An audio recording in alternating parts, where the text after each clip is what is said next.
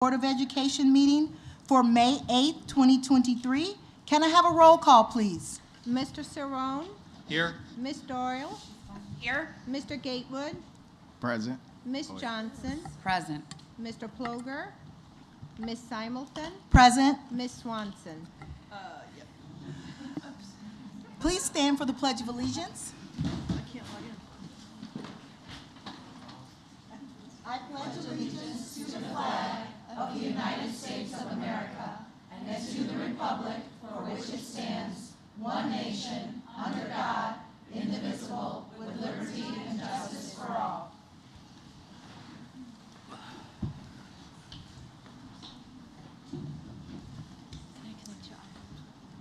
Now we'll move to 4.1, Superintendent Candidate Profile by School Exec Connect. Dr. O'Mara and Dr. Horton will be presenting. Not the emergency management system provider.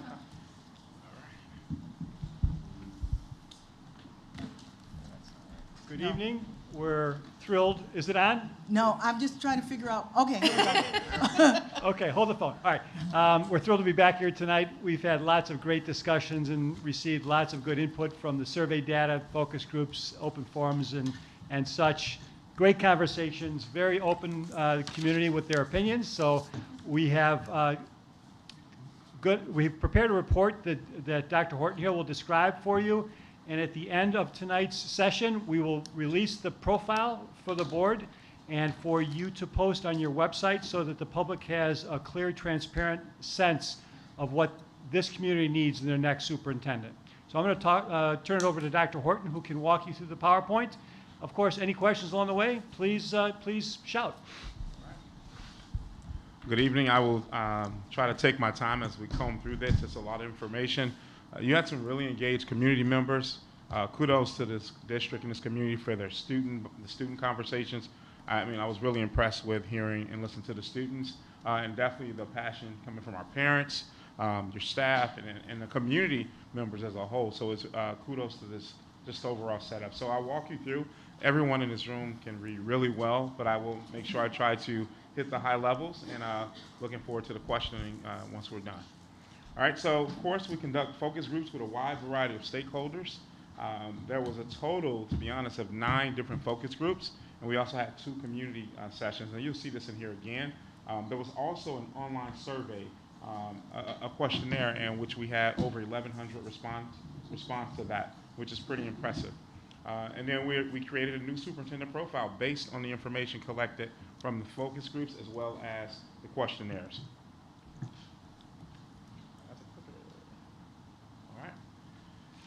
How would a profile report be used, which is really critical? The board and consultants will use this new superintendent profile as we screen and conduct our interviews for candidates. There's been a lot of interest in the superintendent vacancy, and this is without the profile even been posted yet, which says a lot. It's a compliment to what has been able to be accomplished over the last few years. The profile report will be used to develop the interview questions, right, which the board and the firm will use at our different stages. And then the candidates and community may use this profile to find out about the strengths and being honest about the challenges of the community. Again, as mentioned, 90 attendees, 1,100 respondents, and the survey was open for roughly 2 weeks. About 10 days. About 10 days, which is really great. And of course, just for the record, it is a sampling. The reporting is not scientific study, but it's, provides only the perceptions of those who responded. Focus group questionnaire. I will go over the questions when I turn through the page, but as you can see, there are 5 key questions that were asked in the focus group. And here are some of the responses that we talked about. First, it was about district strengths. Here it speaks about, in general, Oswego District appears to be prioritized inclusivity, diversity, and a well-rounded education for students. It talks about the highly engaged community, strong connections between home and school. Continue to hear that throughout the entire piece. The dedication, and this is kudos to teachers and administrators, dedication of administration and staff and teachers to their students was evident through their passionate work and regular communication with families. Communication continued to resurface as a strength. The focus on meeting the needs of all students, including special education, was also highlighted pretty well, pretty significantly. Challenges. This is always the tough part, right? Oswego District faces a range of complex and interconnected challenges, including those related to community engagement, fiscal stability, diversity and inclusion, professional supports, mental health resources, research and curriculum development, and mentorship programs, and also strategies around communication, which is a little different from communication as a whole. It talked about there's one way, it needs to be more diverse in how the communications are being delivered. Additionally, there are the issues surrounding staffing, student behavior, and burnout prevention for the staff. Addressing these challenges will be important for the development and success of the next leader of Oswego 308 Community District. Focus areas for the first year. There are a lot, and I would not advise anyone to take all this on. But to be honest, I'll just highlight some, and there's no ranking for this. So if this is on here, the list is first. That doesn't mean that's the first priority. It's just that it happens to be captured this way. So prioritizing financial stability and creating a plan to address finances. Building a culture of empathy and inclusion, including addressing issues related to implicit bias, discipline, and the equity divide. That came up consistently. Enhancing diversity efforts and making parents and students of color feel more welcome and engaged. Improving communication and engagement strategies to build trust with stakeholders. And the last one I'll highlight is prioritizing the well-being and mental health support of students. These are areas that in the first year that they would love for the superintendent to tackle, and you can see there are others as well. How did you prioritize this list? Are they in There's order? no Okay. ranking for this. These are pretty much from the focus groups when we met. We were able to consistently hear these things, and they made the list because it came up multiple times. Thank you. Yeah, good question. Next one. Desired skills and characteristics. So I think this is important. We just talk about all of these, right? Someone who's a servant leader, good listener, adaptable, goal-oriented. Hey, did my wife do this? What? Don't blame me. Oh, wait, okay. I thought a good listener. So she was, all right. Prioritize the monetary aspects of each school, unify the district, strong communicator both ways, right? And I think that has a lot to do with listening as well as pushing information through and with communicating with staff, with community members, parents, students, and the board collectively. Having a diverse experience, right? Leading schools or school districts. A great problem solver. Commitment to the community is a huge one. It came up in every single focus group. Possess strong leadership skills. Approachable, thick skin, authentic, accountable, and able to stand up for all is crucial. Other priorities that we thought were critical to highlight, I'll just name a few of these. It's essential that the superintendent leads with an open heart and possesses the diverse and compassionate leadership experience. They must also have experience working with a similar district and actively get into schools with boots on the ground. That continue to be stated. And I'll jump down. As far as the process, it spoke about focus on a leadership framework-driven decision-making. So leading through framework research-based. Transparency and stakeholder inclusion during the hiring process should be the norm. And I think this is really critical what you all have been doing with the focus groups and the surveys. That's been really inclusive of everyone. The committee needs to be diverse to represent the school community without any self-serving interests. And educated on how to lead Oswego 308 is essential. When asked to elaborate on that in a few of the sessions, you all understand how dynamic this community can be. There are multiple municipalities that you have to serve, and how do you serve the needs of all collectively, and that continued to come up. Here's the questionnaire.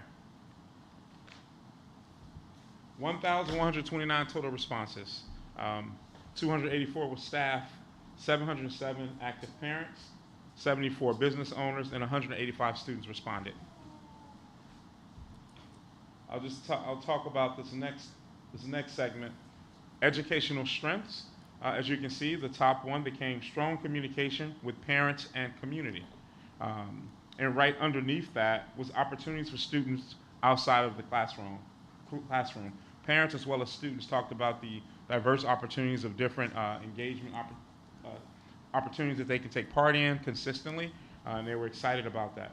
Safe students and staff learning environments. They feel like this is really critical for school systems in this day and age, that a high percentage of the respondents felt that this is safe students and staff learning environments. That is really critical, so hats off to creating that culture.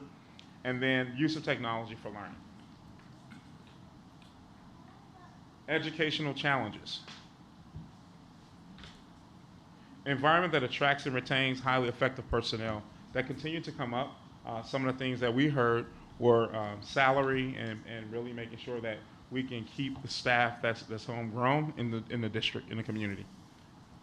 Adequate resources to fund programs and personnel to meet students' needs, and challenging the state-of-the-art curriculum, like really uplifting that curriculum that we currently have in ELA, math, science, and all of those areas. And there was things that continue to be highlighted around student readiness for the next level of learning. Organizational and managerial strengths. The schools are clean and well-maintained school grounds. That's important. Again, school safety resurfaced again as a strength.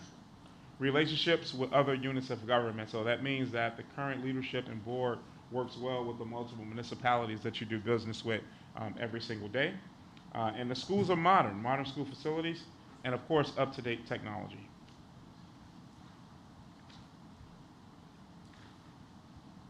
Here are the challenges for organizational and managerial challenges. Stewardship of financial resources.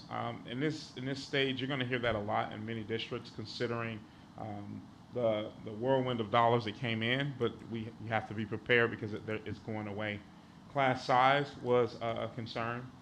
Long-range strategic planning and implementation. So they separated that. Continue to plan, but also make sure that it's being implemented with fidelity.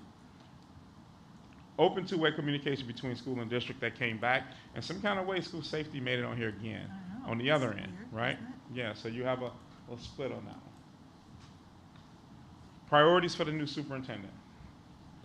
No surprise, you hear fiscal responsibilities, student well-being, 21st century skills. I thought that was really critical when we talk about the things that really make us successful. It's not just numeracy and literacy skills, it's how do we communicate, how do we collaborate, our creativity, innovation, and all those things is something that they want the new superintendent to take on as a priority. Improve academic achievement for all students, and strong relationships with staff and community members. Characteristics and skills needed for the new superintendent also. Someone who makes decisions based on what's best for students, possess a deep knowledge in curriculum and instruction, and manage the budget effectively. It continues to recycle and practices transparency in decision making. Now we get into the tenets of the new superintendent profile. I will read a few of these because it's a few slides and it's a lot of information, but I will make sure that we highlight. Again, this is not a rank. These are things that we were able to pull from when you align the survey with the focus groups. Possess a deep knowledge of innovative teaching and learning with experience in trauma-informed practices. Be familiar with the Oswego 308 and Vision 308 strategic plan and the 4 priorities. Student learning, support for student learning, finance and facilities, and community partners. Focus on student-centered decision-making and planning while concurrently being creative, confident, and responsive.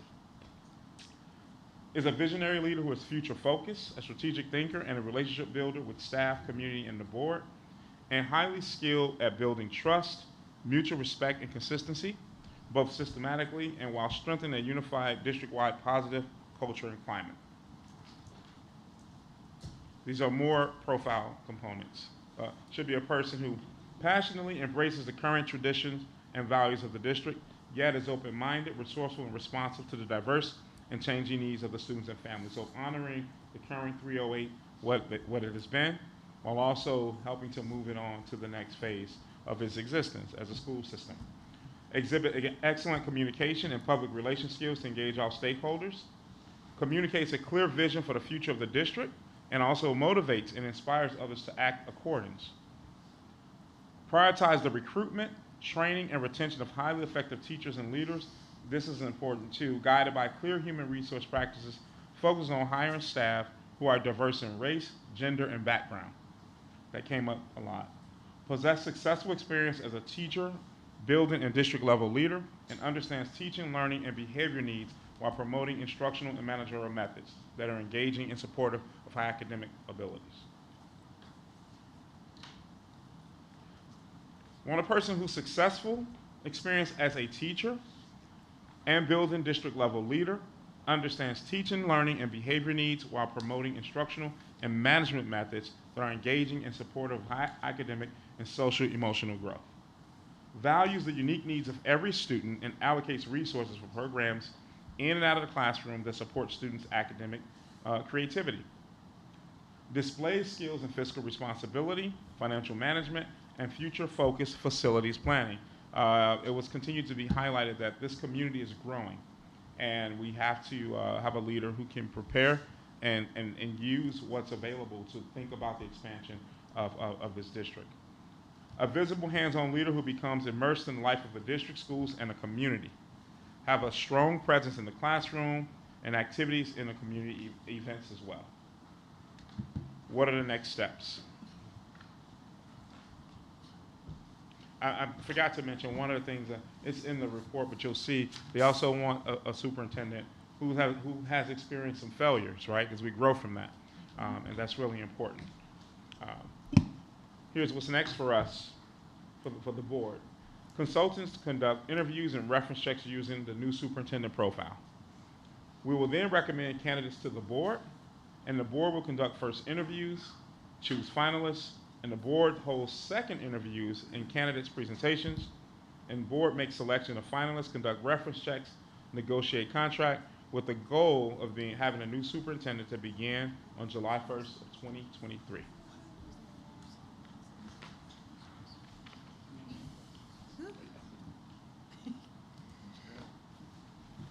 Questions? For us, here's our contact information for the board and for the community. If you have any questions about the profile and things of that nature, you can reach out to myself or to Dr. Kevin O'Mara or myself if you have questions. You back up one slide? Go back one? Yeah. Sure. I thought one of the selling points was that you guys conduct reference checks too. We do. At the very top. We do the reference checking. Okay, because then it says board. Because it's more in-depth reference. More in depth, yeah. So we do reference checks at the Okay. very beginning. We do. Yes, ma'am. Okay. And then once you get to that finalist, or two, then we'll go deeper, and we talked about some other ways When to we do meet that. on May 22nd. We won't meet, but I appreciate you. When the new When you meet board. with the board, yeah.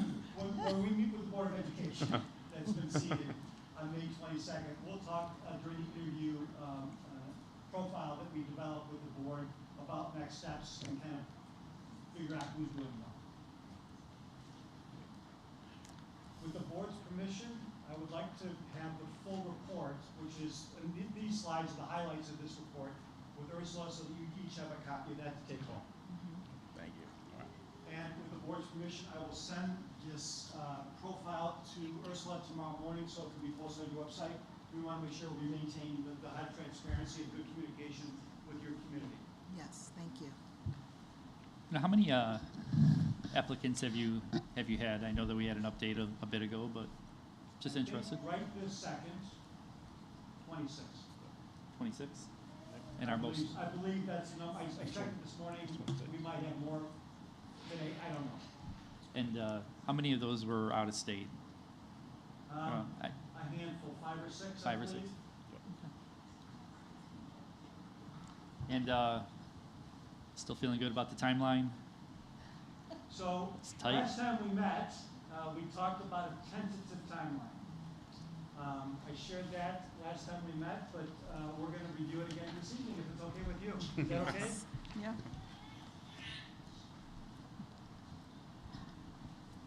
In the full report, Dr. Horton, Dr. O'Mara, is there a place that shares out any input that was given that was outside of the questions?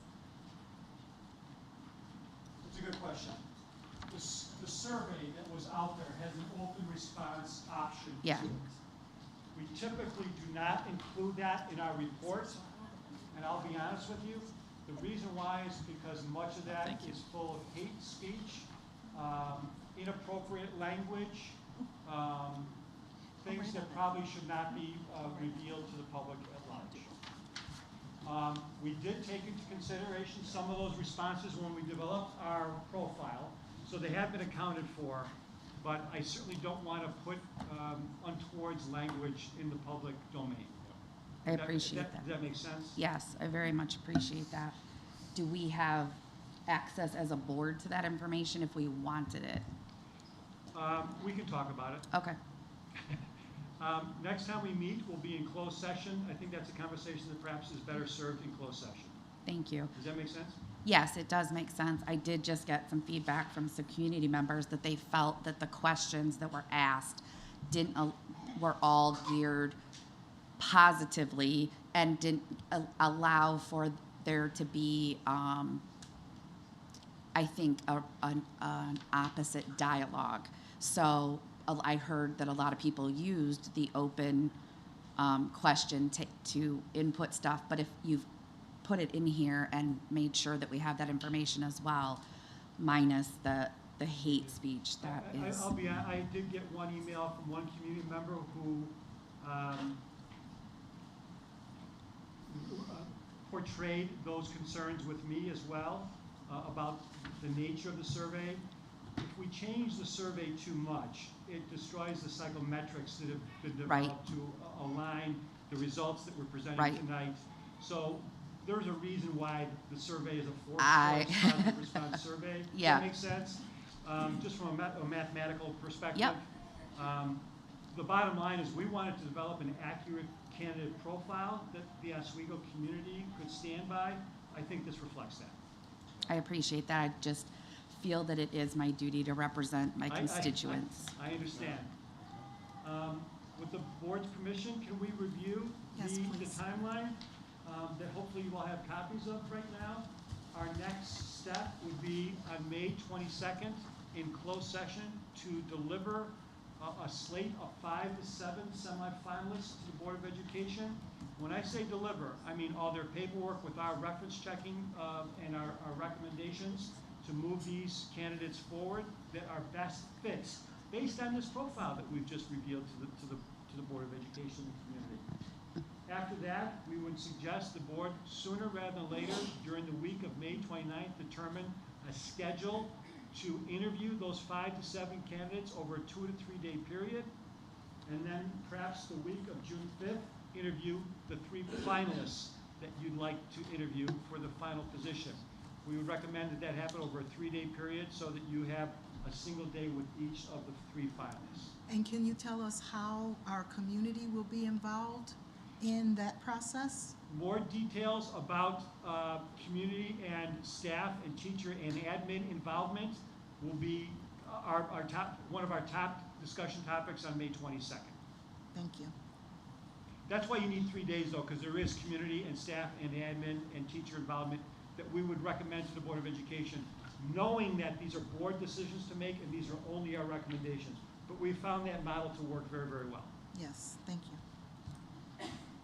What I'd like to do though is, Madam President, is to get an idea of what you're looking for dates during that week of May 29th and June 5th so that when we interview candidates, which is coming up, we're going to be tied up this weekend very long, that we can kind of share some of that information with our candidates so they can block off their times, especially if they're coming from out of state.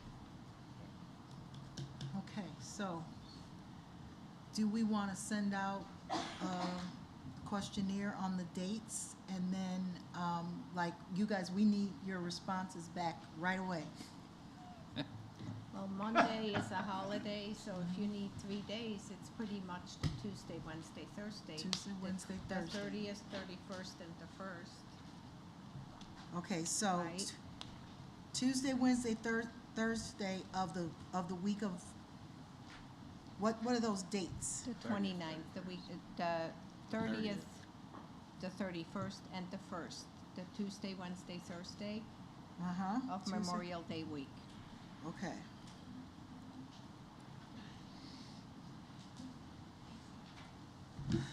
All right, and then the week of June 5th, we need 3 days. We already have a board meeting on the 5th. Okay. We do have a meeting on the 5th? Yes. So then the 6th, 7th, and 8th? Yes. Unless one of them could be combined with a board meeting, if we could start earlier. About how long, how big a time slot? I'm sorry, I just sent you the profile, I was doing two things Okay. at once. I'm sorry, I didn't hear the question. The time slot for June 5th? How long will it take to have these meetings? Are they an hour long? The Or? first round of interviews? June 5th Second will round. be the second round. Oh, Yep. second round, I think you probably want to block a 2.5-hour window for each of those 3 days. Gives your community and your teacher, staff, and admin team committees time to interview those candidates before the board does. Also, it gives about 10 or 15 minutes, and we'll talk about this in greater detail on the 22nd, but it also gives the board a chance to hear and see a presentation by the candidates. On the last day, the third day, whatever that third day is, you may want to tack on an hour or so for deliberations. Yeah.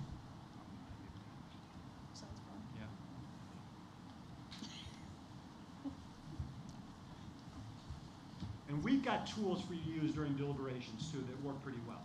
They're pretty cool. All right. 6, 8. So right now, Ursula, can you send out something for Tuesday, May 30th, 31st, and June 1st? Yes. What time do you want to do this? The time that I would like, 4? you know, is, yeah, generally 4? in the late afternoon, early evening, for our part. For the 3 finalists, For the first round. or School's for the first round? School's out. For any time. Okay. Fair enough. Yeah, I have that, You got a real job, okay. Yeah. I hear you.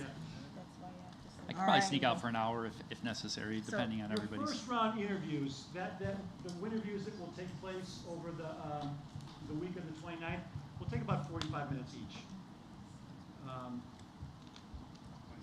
You won't be here for more than an hour, and in every case, I'd like to commit to less than an hour for each of the 5 to 7. All right. So let's just say 4 o'clock? Tuesday, the 30th and the 31st, and then June 1st, I'm sorry, yeah, June 1st. And then June 6th, 7th, and 8th? 5th, 6th, 7th. Well, the 5th is our board meeting. Do you want to do something on the 5th? No, not if Let's do something on the 5th. it's 2.5 hours, Oh, that one. yeah, we can't. Nope. That's what? Okay, Let me That say one is this, 2.5 can I just interrupt? hours. yep. The board meeting? No. Well, Oh, yeah. We'll talk about this on the 22nd in great detail. But I would say that if you have the committees here, let's say at 2 o'clock and at 3 o'clock, then the board can meet at 4 o'clock and not at 4. If you want to do 3, 4, and 5, that's fine too. The board doesn't need to be here for the entire 3-hour Right. structure. right, yeah. Does that make sense? Yes. And is that for both weeks? I can't, That's for the 3 finalists. The That's 3 finalists, That's okay. the week of the June 5th. at least that's your recommendation. That's my recommendation, exactly right. So we can do the 5th The then? day of our meeting. That's up to you, but the board members don't need to be here for that 3-hour block. Only for 1 hour would you need to be here, for each of the 3 days. So do you guys want to do something on the 5th at like 4 o'clock? Yes, Yeah, yes, I'm already booked, yes. yeah. June 5th, 6th, and 7th? You wouldn't want it right before the board meeting? Yeah, right before the board meeting. Yep. So that's So- 5 instead of 4? Yeah, So 6, That's 5, fine. 6, 6, 6, 7, starting at 3 o'clock, is that a true statement for the candidates? 3 p.m., 4 p.m., 5 p.m.? But I think she's saying do it on the 5th, do it at 5 instead of 4, is what you're saying, right, Ursula? Yeah. because of our board Yes. meeting. So. Well, that's 3 our time, though. That's our time. Our Yes. time will be 5, someone, administration or someone else can be 3 and someone can be 4. Okay, and 3, 4, is the 5. schedule similar for the 6th? Okay. I know this really doesn't matter, but if you're gonna deliberate with the people who are also meeting with him, you might wanna go at 4. There That's is- why I Because was, you're gonna wanna talk In to, our model, there is no deliberation. but you're having them meet with Last other day. people, you're gonna wanna know what those other people thought. We have a tool and a methodology that will take care of that, I promise you. So you did say something about have time for deliberation. Is that the very last day? I would say that would take place on the 7th, if that The very is the last third day. candidate's Okay. deliberation. I wouldn't deliberate before you've seen all 3 candidates. Okay. Agreed. Okay, so Ursula, can you recap the June 5th, 6th, 7th 5 p.m. times? 5 p.m. Yes, every day. 3, 4, and 5. 3, 4, and The board 5. will be at 5 p.m., but I would just like to send some, we should check with the new board members as well to make Makes sure they sense. can be there Yes. that early. Like, Can you repeat that, Ursula? I'm sorry. we would need, I would like to check with our new incoming board members just to make sure that they Absolutely. can be there that Absolutely. early as well. Was a decision made on your first round of interviews the week of May 29th? If No. you made that decision in discussion tonight, I missed it. It's the 30th, the 31st, and the 1st, right? 30, 31, and 1? Yes. And what time for those would we tell the We candidates? said 4 o'clock, For us. for us, 4 o'clock. Well, it would only be the board, Okay. only the board is involved in the semifinalist Okay. interviews. Got it. So you're gonna do a 4 p.m., a 5 p.m., and a 6 p.m. on the 30th? I thought I some thought of you the said people could every meet day. earlier. No, Like- he was talking, it's only us, so are you It's saying only the board all first 3? round. So you're doing all 3 in Oh. one day? All 3 in one You'll day? do like maybe you'll do like 3 each day. Oh, 3 each day. 3 Yeah, we each don't day. know if it's 5 or 6 or 7 semifinalists. I don't. Gotcha. I don't care as long as we don't start till 4. I echo that. Okay, 4 That's fine. o'clock. Okay. 4 o'clock start on each of those days. And let's keep the first as a tentative. If we don't get 7, we can probably do all the semifinalists on the 30th and 31st. Okay, perfect. Does that make sense? Yes. Yes. Is it appropriate to ask the new board members that are in the audience right now?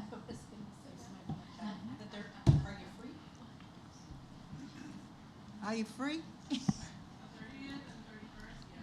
Okay, perfect. But not the first. The first, yes, as well. Okay, A couple things the following week, which is the 6th, 7th, 8th dates, but, so now we're going back to the 5th, 6th, and 7th. well, hang on, I haven't checked yet. 5th, 6th, and 7th.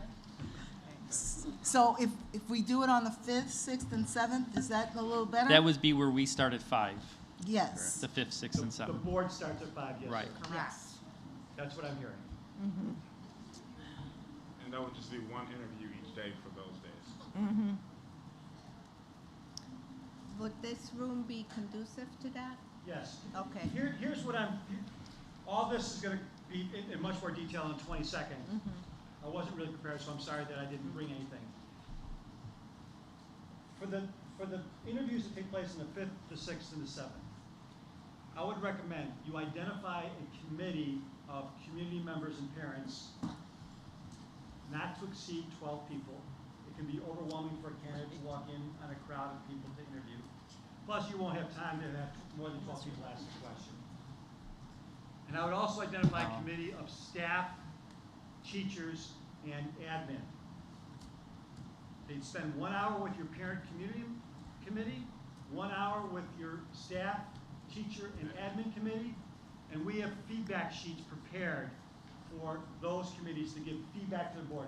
Not ranking candidates, that's the board's decision legally, and rightfully. But they would be giving feedback on each of the committee, from each of the committees on each of the people that are being interviewed for the final position. So did you say the staff, teacher, admin, it's 12 people total or 12 each? 12 max. Okay, 12 max for each of the 2 committees. 1 parent community committee, and 1 staff, teacher, admin committee. Max 12 for each of those 2 committees. Does that make sense? yes. And I'll bring all those documents and the metrics and the tools to the meeting on the 22nd. You'll have a whole packet to review. It'll be thick. Okay. Okay. Other questions for us? Ursula, I already sent you the profile. Who develops the questions? We'll talk about it at the interview workshop too. But, Okay. But really, those are your decisions. When we have the interview workshop with you on the 22nd, we will leave you with about 200 sample questions. Okay. They're all categorized in different areas: fiscal, curriculum instruction, communications, and leadership skills, and so forth. We've done a good job of kind of parsing those out. But ultimately, you as board members need to develop those. And based upon the profile that has been developed, there are some questions that are more relevant than others, I would imagine. Absolutely. Okay, and you'll identify those for us. Absolutely, yeah. We will walk through your possible interview questions on the 22nd. But you will have until the 30th to get those finalized. And again, Madam President, I would suggest you be the person to collect those from your board members. Will do. Are we allowed to give them for the board interview only? I don't know what if I want to say pre-work, but some areas that we will be discussing so that we can encourage them to bring actual metrics or examples versus generic. So if you wish to, and we'll talk about this more on the 22nd, some boards will ask the 3 finalists to come in with perhaps a 90-day plan. Yes. There's nothing wrong with that. Okay. I wouldn't spend too much time in the interview process itself, going over that and reviewing that. That can be Right. part of your deliberations. Right. But really, you want a conversation. And if you're kind of reading through a 90-day plan, that kind of precludes a good conversation to take place. The reason I say that is if I were a potential candidate and I saw all of that information, it would be very hard to focus on what I really want to bring to the table. And I am not, as an HR practitioner, a shock and awe type of interviewer. I think candidates should be prepared. But that is like literally, that's like the ocean right there. So I would like. Not only is it the ocean, but you want that person to walk across that ocean. It can be overwhelming. Devon and I have done this many times, and we will walk these candidates through the profile when we interview them this week. Wonderful. Thank you. That's a very valid point, and I agree. Thank you. Can I make one more suggestion? At some point, include the students. Like you said, parents, teachers, like even if it's just our student board members. Yes. Oh, yeah. Like you've got one from each school right here if they're not away at college already. Yeah, That's completely we up were to the- never, yeah, we were Yeah. never. Well, we have going a to exclude. advisory That was always committee. going to be a Well, part. I We've know, done but that. it just wasn't on his list and Yeah. I wanted it on No, there. If that's what the board wants to do, we can accommodate that. But again, you don't want, my recommendation is that you don't want more than 3 groups meeting with these finalists. Right, or they could be a You part get of me? the 12 I was just max. saying they're a part They of can our- be a part of one of the committees. I would agree. If Yeah, that's your they're decision, board I would members, support so. that. If you get more than 3 hours or so with a candidate, then there's a tail off as far as expectations. are Sure. concerned. No, yeah, we're good. Okay. But if you're gonna do that, That's you a might good wanna point. check Thank their, you for bringing that up. check their time. Yeah. So. That's a good we'll- point. Still working right to the last second, Ally. Listen, I'm out of here. Appreciate it. No, she's still working. I love it. I still have her envelope, so. Working. Oh, yeah, you are. I do. I actually got a computer though. I did. So, Any other well, questions? just for Anya and Caitlin, can you guys check your schedule for June 5th, 6th, and, well, June 5th, I think, but with just June 5th and 6th. That's starting at 5 p.m. And if you can't, work with Dr. Sparlin and your advisory committee to identify somebody on the committee that might be able to in your absence. You know, we're graduating them the week before that. It's not like they want to come back and, Oh, yeah. Every person, That's- every Okay, person- okay. I would say Anya would Wonderful. totally be in it, right? That's a big every deal. person on all Yeah. the committees needs to commit to being here for all 3 days. Oh, that's important to know. That's, Did you hear that, guys? And again, that's part of our May 22nd conversation, but it's, you want a consistent, EEOC mandates you have a consistent interview process set Yep. up. Must commit to all Maybe we days. could Yes. borrow that for here. Okay. Thank you so much, Dr. Horton. Thank you so much, Dr. O'Mara. Thank you Thanks- both. thanks. We will see you on the 22nd. We'll see you on the 22nd. What time is 6:15, 6:15 in closed session? right here. Yeah. Thank you so much. Have a Yep. great evening. Thank You you. the same. Thank Thank you. you. Safe travels back. Take care. Should we start a little early that day? And thanks to the IT people For our board getting regular our board whatever it meeting? was. For May Thank you. 22nd, should we start at 6?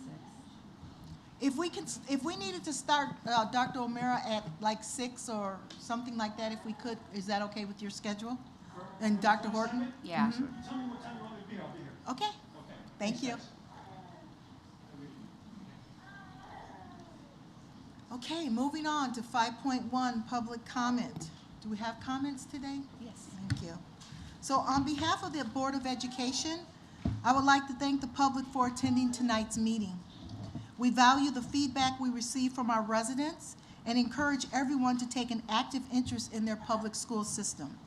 Residents interested in speaking to the board this evening are asked to have completed a comment card and presented it to the secretary to the board. When the secretary calls your name, I ask that you come to the microphone, state your name for the public record, and provide your feedback. Please note that comments are limited to 5 minutes per person and that no discussion of personnel matters or responses to questions are permitted. The board does not participate in discussion during public comment. Follow-up on your questions or concerns will be addressed by administration through the contact information provided on the comment card. Thank you. Sheila Lostumbo.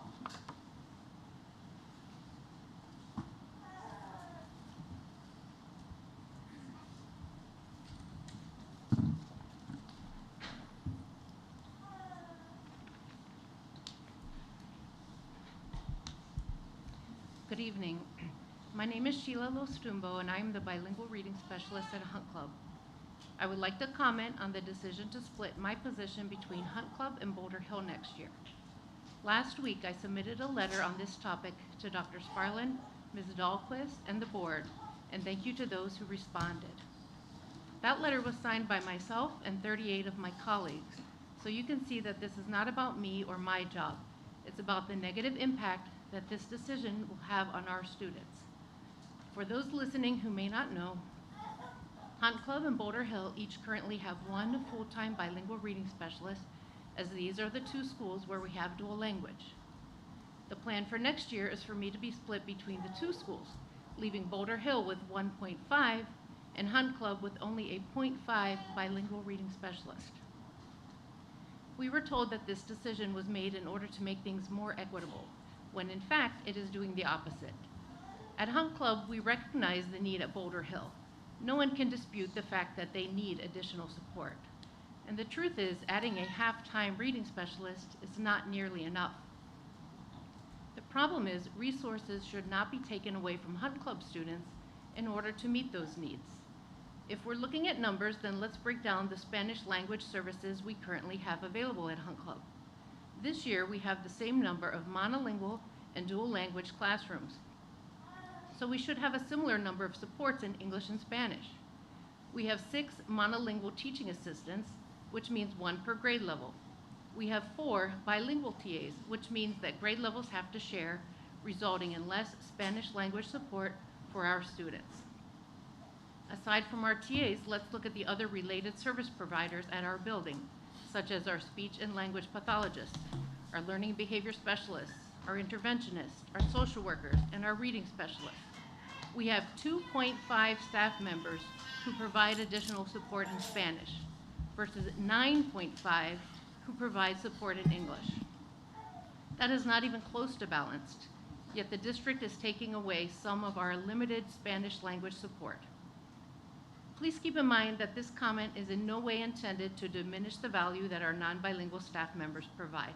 They are obviously an essential part of our team, and they go above and beyond to support all of our students, regardless of the program they are in. Many of them even signed the letter that I submitted because they want what is best for all of our students, and they are well aware of the need for bilingual support. The point I am making is that there is already a great imbalance in the support that we offer our students.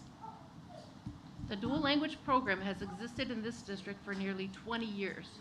These supports should have been in place from the beginning, yet here we are nearly 2 decades later, still fighting for the most basic services. While the dual language program is only housed in 2 buildings, it is a district program, and district leaders should understand the impact that these decisions have on students. The district's own website promotes the DL program and states, quote, SD308 is committed to growing an effective dual language program, end quote. Really? Well, what steps are you taking to grow the program? Taking resources away does not demonstrate a commitment to growing an effective program. If we do not come up with an alternative solution, there will be many students who qualify for interventions according to the district's own criteria who will not be able to receive them. How are we going to meet the needs of those students?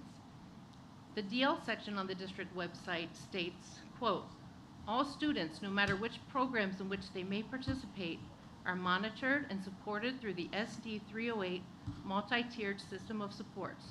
School staff work collaboratively to provide opportunities to be successful.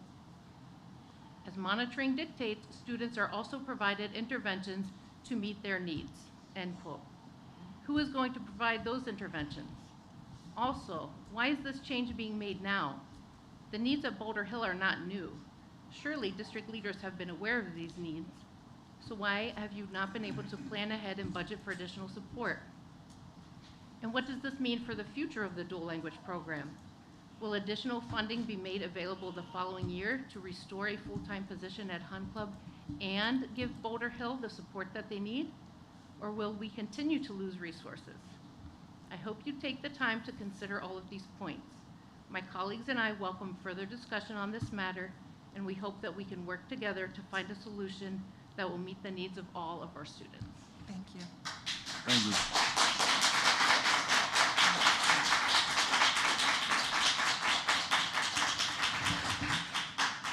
Grace Reel.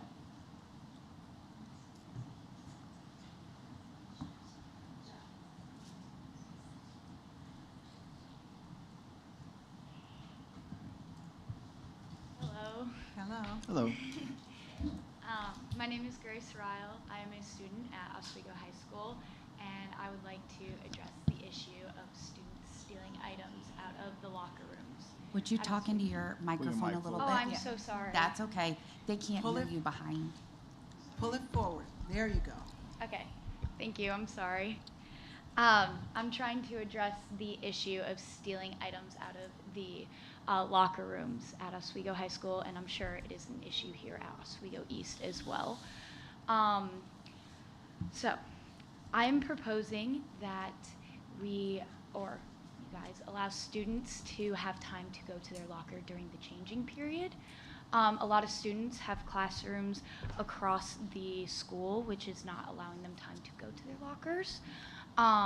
And with doing so, it would allow them to put their belongings away instead of having the small lockers. With that, there are bigger lockers in the locker room, but there's one for every 3 locker rows, which is not enough for students, causing students to have their belongings outside of these lockers, which is causing the stealing. Something that my school does, I don't know if Oswego East does this, but they lock the locker rooms during gym periods, and most of the time I've noticed that the locker rooms have not been locked properly or just have been left unlocked on accident, or maybe a student went in but they were unlocked.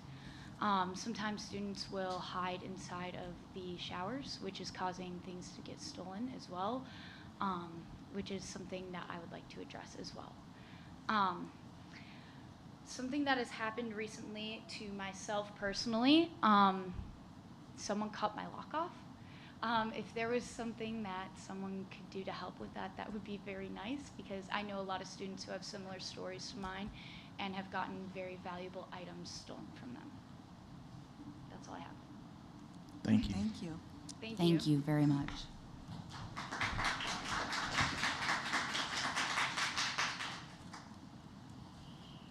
Okay, we're moving on to 6.1, Superintendent Report.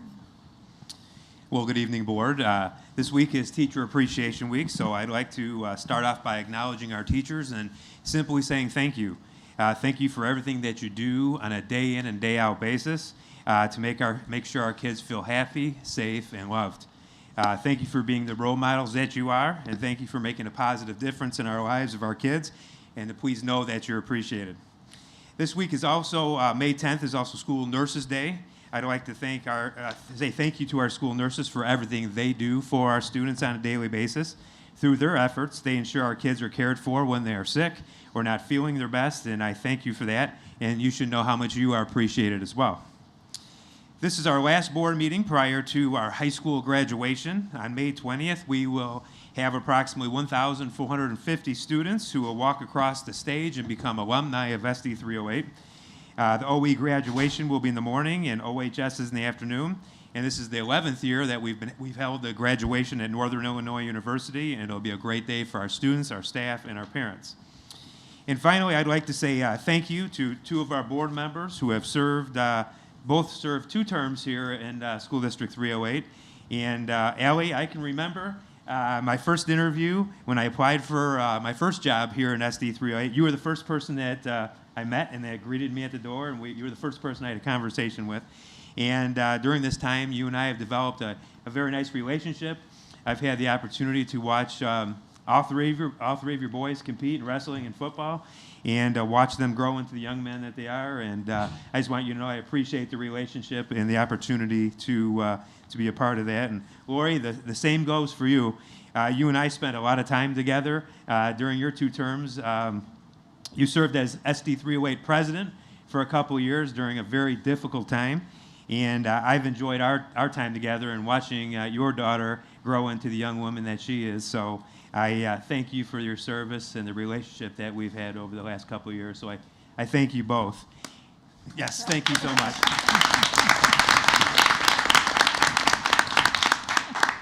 And student ambassadors, I'd like to say thank you to Anya and Caitlin for serving as our SD308 ambassadors. You know, I've had the privilege of not only getting to know you, but to work with both of you on some very serious topics.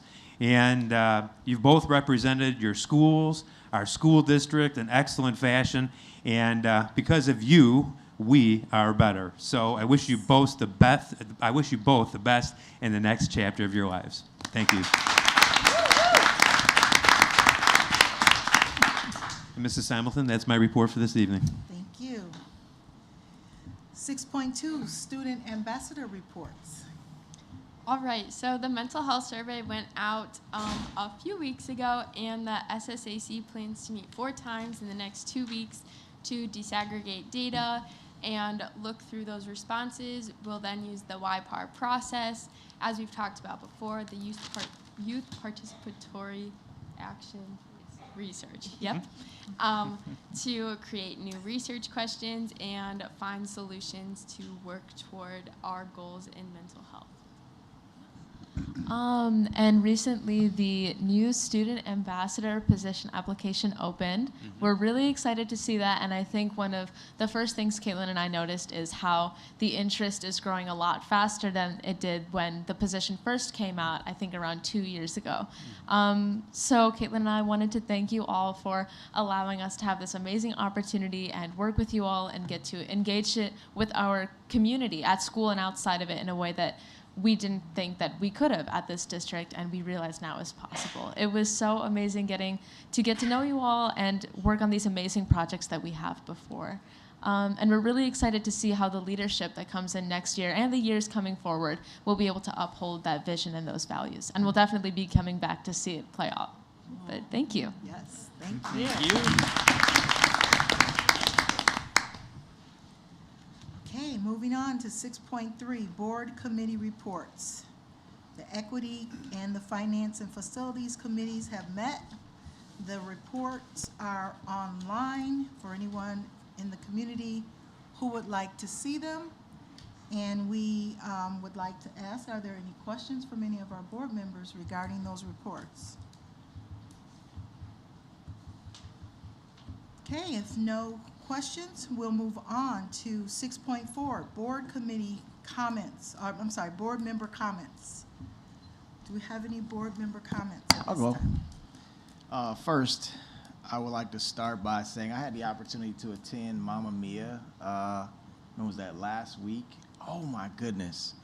The fine arts department in this district is incredible. And I've had the privilege of seeing fine arts professionally done, and I promise you, I would have paid far more than what I had to pay in order to see them. If you did not get a chance, you missed it, and I would say if any additional performances that we have, please do not miss them, because our students did an amazing job. So I was very excited to be a part of that. So fine work to all of our students and staff to help put those productions. And wait a minute, the set design, oh my goodness. Okay, I won't go on and on, but it was amazing. So that was wonderful to be a part of. And then lastly, I just want to give a few words to Allie and Lori. I'm sorry, Allie and Lori. If I'll say first, you don't know until you know. And you don't know until you know. And I think a lot of times we have preconceived notions and of what it's like to sit up here. And the two of you served during one of the most difficult seasons that the world has ever experienced. Yep. And I do pray we never experience again, but I just wanted to commend you for your leadership, your commitment, your perspective, the value that you bring, the historical nature that you know within the district has been incredible. And I so very much appreciate the value that you all have brought to the board, because it's helped me tremendously to learn, to grow, and I love how much input you have given, and just your commitment to not only just what we do as a board, but to the students and the staff. So sincerely, from the bottom of my heart, I have grown tremendously because I've had the opportunity to sit with both of you, and I greatly appreciate it, and thank you for all that you have done.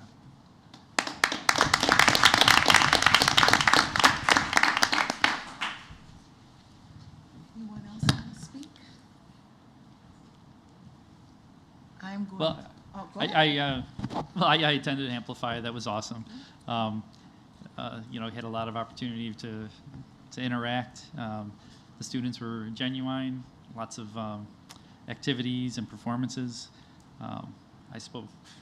I told my family about it too. It was great. And then went to the Benarsic multicultural event, and that I know there's a large sense of pride in that room. Lots of good food, and that was a great experience as well. So I just wanted to point those out and keep it up. I'm going to save our appreciations for our board members and our students for a little later, so we've got a little token to give you. But I did want to echo Dr. Sparlin's appreciations when it comes to the teachers and our nurses. I mean, as it relates to being a teacher, I am not a teacher, but I'm a teacher at heart, and I just feel as though teachers, the value of a teacher is so much more than I think that our society places upon them. And so I've always felt that, they should be paid as well as our doctors and our lawyers, because they're teaching our most valuable asset to develop and grow and go out into the world and be these amazing citizens. And so I want to acknowledge our teachers, and I want to just say I appreciate them very much, and our nurses. I mean, they have experienced some very difficult times during COVID, and they stood up and they were resilient in their value and in what they did for our nation. And so I definitely want to say thank you to our nurses in our schools and in our nurses around the country and around the world.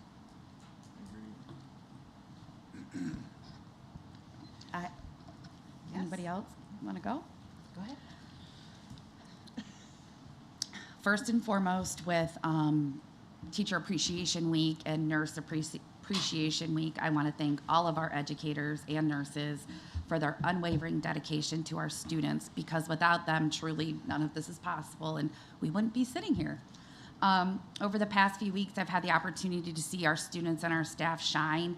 On April 25th, my son and I drove to Chicago to watch our Oswego High School bands participate in a symphonic celebration. It was truly breathtaking to listen to our talented students play on the Chicago Symphony stage. I was blown away by their performance, and I want to thank Mr. Schoenbach for the invitation and congratulate both him and Miss San Roman for a true and honestly beautiful presentation by our band. On April 29th, my husband and I, on a rare date night, were able to take in Mamma Mia, presented by East Theater. The cast, student production team, and pit orchestra, wow, knocked my socks off. I've been very fortunate to be able to catch some shows on Broadway, and these were second to none.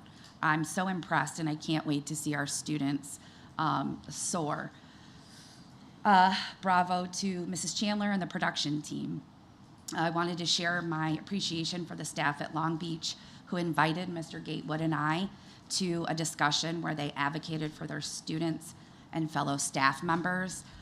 It was a truly humbling morning with their staff and students, and we greatly appreciate the opportunity to visit, and we appreciate the invitation.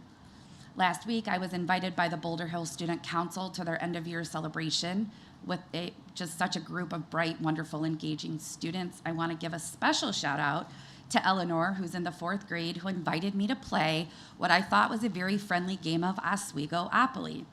She's very bright, has a definite future in real estate and banking, and handily beat me and took all of my money and walked away with $3,398 and all of the properties. So, even when we had to multiply our dice and times it by 4 to figure out how much I owed, she taught me some very cool multiplication tricks. She's wicked smart, and I was glad to see our math literacy in action. So thank you, Boulder Hill, for another warm welcome. Finally, I would like to thank Lori and Allie for 8 years of service to this district. There is so much more that goes on behind the scenes as a board member, and the time commitment can be overwhelming. The mere fact that you committed 8 years and hundreds upon hundreds of hours of board meetings, phone calls, community and district events, committee meetings, board forums, board retreats, training, and so many others is commendable and admirable, and I'm truly thankful. You also taught me how to listen. You taught me how to actively listen and to remember that no matter what I saw happening, there was always a flip side to that story. So thank you very much for your patience. We haven't always seen eye to eye, but we have always come back and been able to work side by side, and I'm greatly appreciative for that. As you move forward in new endeavors, your service and impact will always be remembered, and we hope that you will continue to be a champion for public education and SD308 wherever life takes you. Anya and Caitlin, thank you for boldly and authentically representing your respective student bodies. Along with Colton, you have paved the way for student voice, not only in our district, but across the state of Illinois. By modeling for your classmates what it means to be actively engaged in decision-making processes, you have helped to build our school community into a more inclusive, relevant, and meaningful education experience. We look forward to watching you achieve your goals and chase your dreams. And remember, this is always your home. Thank you.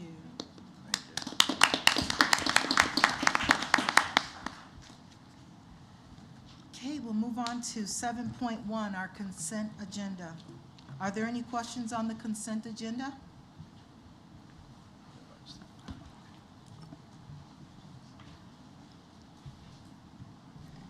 No. I think he's getting something to drink. Can I have a motion to approve the consent agenda, please? I make a motion to approve all items under consent, including minutes from the April 24th, 2023 Board of Education meeting, open and closed session, and to acknowledge the FOIA request received by the district. Second. Mrs. Doyle? Aye. Ms. Swanson? Aye. Mr. Cerrone? Aye. Ms. Simulton? Aye. Mr. Gatewood? Aye. Ms. Johnson? Aye. Mr. Ploger? Aye. Motion passes 7-0. Item 8.1 is an informational item on financial statements. Does the board have any questions in regards to what has been provided? Item 8.2 is an annual resolution in regards to request for release of Kendall County land cash funds. Are there any questions in regards to this informational item?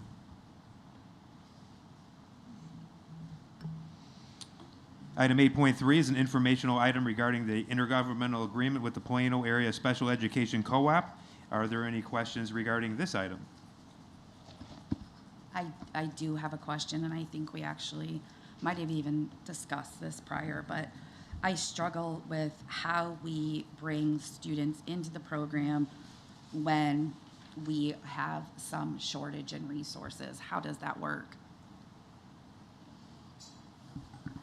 So the agreement that is here talks, and pushes into what that would be. If you want specifics about which of the criteria would be used for next year, I would want to get back to you on that. Okay, thank you.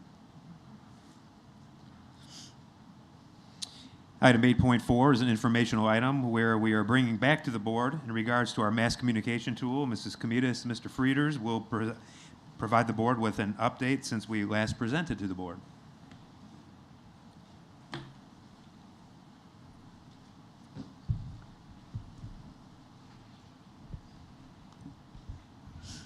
We have Scott Bedell here, our District Webmaster, too, just in case we have any questions that we can't address. Thank you for having us this evening. We're bringing back something a little bit different. We're going to just quickly recap and then explore a new potential component of our communication system. So the last time we sat with you, Scott and I discussed the desire to move away from the current mass communications and web tool that we have in place now. And that is still very much on the table, but what we're looking at tonight is really just two components of that, which are both offered by Catapult. The first being the one we brought to you before, which is our mass communications, known as Blackboard right now. This is the one that would do the text, calls, emails, those sort of things. And we're going to kind of cover, real quickly, I'm going to hand this over to Mr. Frieders here to go through some of this, but the reason that we're sitting together at this table is really just we were both kind of on a parallel path at the same time in regards to exploring potential resources for some needs that we discovered. And as we kind of crossed paths in those conversations, coincidentally both ended up with the same company for two different needs that both complement each other. So I covered previously with you the mass communication side. Scott and I are here to address any of those, but at this point we want to turn it over to Mr. Frieders here, who will discuss this one element offered by Catapult and the reasons why we feel this might be a possible solution for the district. Good evening. Thank you for having me. So the specific option that we're looking at is the EMS portion, or the emergency notification component of Catapult. Some of the reasons what we're looking to achieve with this is to really enhance the safety of our staff and our students by quickly being able to convey messages during a time of crisis. It'll allow us to enhance some of those communication tools that we already have in place by providing a functionality on a device with our staff, so we can push a message to them, we can pull a message back, and receive real-time information for what's happening inside the buildings at an administrative level and also at a district level. It also allowed for us to really enhance our parent reunification. We have a controlled reunification every day at the buildings, which is kind of like controlled chaos. The one day I was at an elementary school and they put me on the parent pickup line, and it was an experience for sure. But during those opportunities where we're not doing it at a controlled time, by our controlled script, or at a remote location, we could definitely see some opportunities for improvement and some efficiencies that we want to explore. What does EMS do? Again, it pushes that information out to our staff. This component actually also has a bullying and tip reporting function that can help supplement not only the Illinois Safety Helpline, but also our own reporting system that sits on our own webpage. It allows us to integrate with our first responders and send real-time information to dispatch centers to have first responders come to our location. And it does allow us that reunification component that we kind of touched on. A really neat feature built into the app is that accountability function. So our staff can take student attendance, can report that to building administrators in real time, and the administrators can keep track and see what the status is of their building as those numbers are coming in. In this space, there's really 3 vendors that are providing these types of services, and they are all recognize what is a nationally recognized protocol or a standard response protocol. That is Catapult, Crisis Go, and Raptor. We evaluated all 3 of their offerings, looked at all of them, had demos on all of them, and then obviously then obtained pricing on those 3 options as well. After looking at all 3, our recommendation was Catapult for a multitude of reasons. It reinforces what is already our current platform, but then also allows us a customizing feature where we can modify things to reflect how things are done here in District 308. They do offer training and support options for our staff. Again, it allows us the ability to push out email, text, and voice calls, and does have future options for us to explore, including the viability of being able to tap into our public address systems inside the building, so that if we push out a notification for a shelter in place, then it would send out a pre-recorded message over the PA system, and our staff could get that information over the PA as well. Again, it connects with law enforcement and really allows that interconnection between our departments, where our communications team and our safety and security team can really function together as a unit, and she can send information out to the families, and we can work with our staff as well to ensure that we're pushing out accurate real-time information and collecting it as well. So one example, just historically, as we were talking about this and what some of the needs might be, you may recall an incident, probably already been a year and a half or so ago, at one of our junior highs where we had, as process would have it, the police contact us because there was a report of someone with a weapon in the area. School went on a full lockdown, barricading was in process, everyone followed as they were supposed to do. In that type of situation, given the current protocols, the alert portion of Alice is really important. We alert everybody what's going on. You know, they make the decision as to what's the safest route for them. With the threat being outside, we did have everybody inside. But after that initial notification went out, a period of time went by without anything, and that's because our protocol, of course, would have those individuals also barricading for their own safety that were, you know, previously calling things overhead. Additionally, we didn't have all of our administrators for that building in the building at the time. Some of them were out of the building at meetings.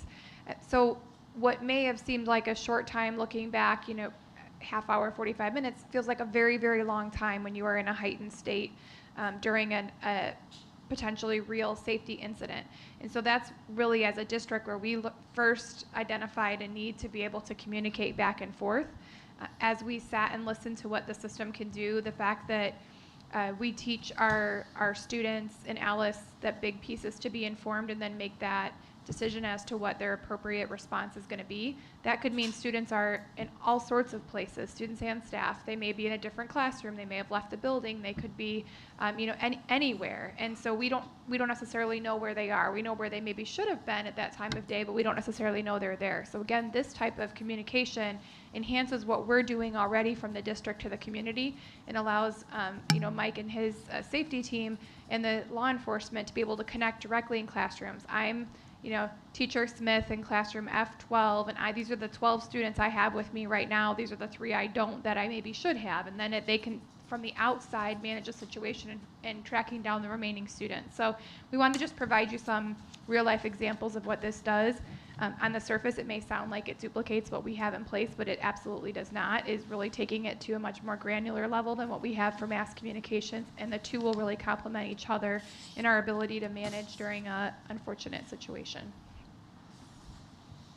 Teresa, Mike, thank you so much for that informational presentation and providing that example, Teresa, because I know that example came from the after-action meeting that we had at that after that incident last year. So, Board, what questions do you have? Again, this is for information, but they will be bringing it back for action in the near future. Does it replace anything? I know I hear everything is about enhancement, but I think one of the systems that's on the comparison list is something we currently have. Right. But does it replace that, or are these additional features that we could adopt with that system? So both. Catapult, as our choice provider for mass communications, would replace entirely the Blackboard mass communication system that we have.